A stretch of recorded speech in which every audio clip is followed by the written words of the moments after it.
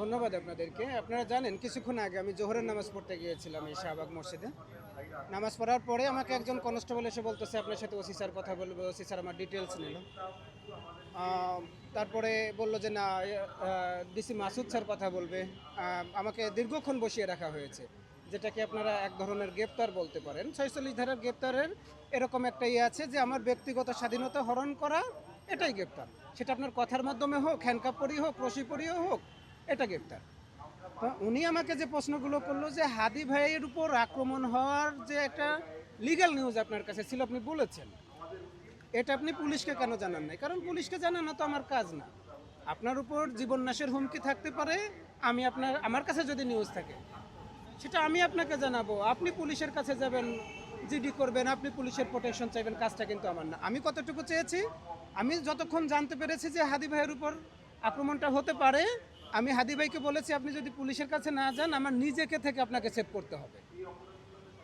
কেন বলেছিলাম আপনারা দেখেন যে হাদি ভাইয়ের আমরা দাফন কাফন করে ফেলেছি, আজকে 7 দিনের উপরে হয়ে গেছে, 8 দিন চলে। প্রধান উপদেষ্টা বলার পরেও, আদেশ দেওয়ার পরেও গ্রেপ্তার হয়েছে।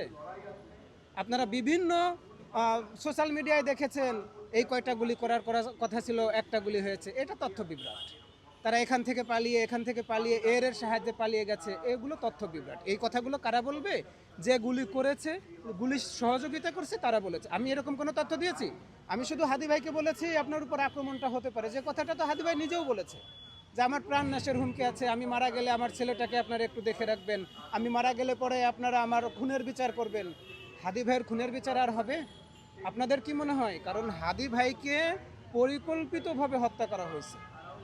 যদি 7 দিনে গ্রেপ্তার না হয়, আমার মনে হয় না যে আগামী দিনগুলোতে এই সরকারের স্বল্প সময়ে, নির্বাচনমুখী হয়ে গেছে তো সরকার, স্বল্প সময়ে হাদি ভাইয়ের খুনিদেরকে আর গ্রেপ্তার করতে পারবে। যদি হয় সেটা তো আলহামদুলিল্লাহ, আমরা দেখে যাইতে চাই। আমার একটা কথাই মনে হচ্ছে, আবরার ফাহাদ ভাই কিন্তু আমাদের ভারতের আগ্রাসনের বিরুদ্ধে প্রথম শহীদ। আবরার ফাহাদ ভাই, তার আসামিদেরকে গ্রেপ্তার করে ফাঁসির আদেশ দেওয়া হয়েছে। আপনারা শুনেছেন একজনেরও ফাঁসির কার্যকর করা হয়েছে? না, এদের ফাঁসি কার্যকর করতে পারবে না, এই সরকারের এতটুকু মুরদ নাই।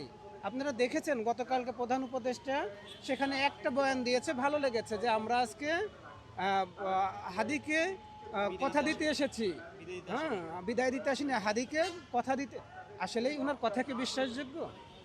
না, আমরা ওনার কথাই বিশ্বাস করি না। কারণ কাজ তো এদিকে কিছুই হচ্ছে না। ঠিক আছে, 1 সপ্তাহে কি তদন্ত করলেন, তদন্তের অগ্রগতিটা দেখেন। আমাকে থানায় আটকে রেখে আপনার কি কাজ?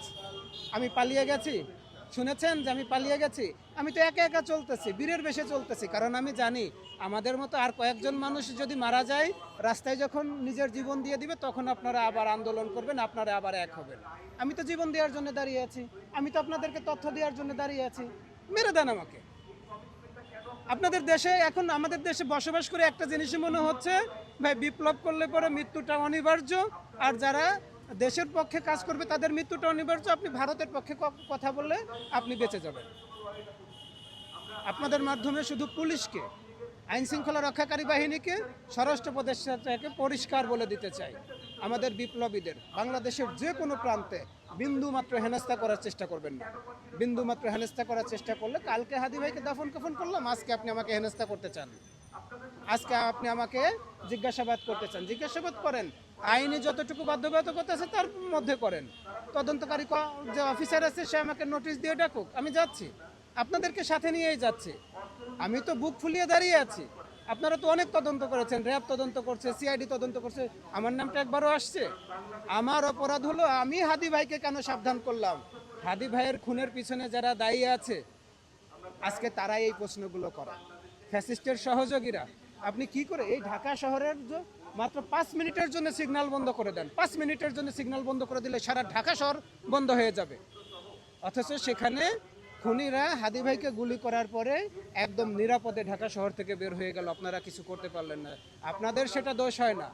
আমি যখনই হাদি ভাইকে সতর্ক করি, আরে হাদি ভাইকে গুলি করবে, এটা তো হাদি ভাই বলেছে, হাদি ভাইকে মারবে, হাদি ভাইয়ের জীবন নাশের হুমকি হচ্ছে, সে তো হাদি ভাই বলেছে। আপনারা জানতেন না যে হাদি ভাই এত সাহসী মানুষ, একা একা বের হয়ে যায়, সেখানে নির্বাচন করতেছে, তার জীবন নাশের হুমকি থাকতে পারে? আপনারাও তো জানতেন।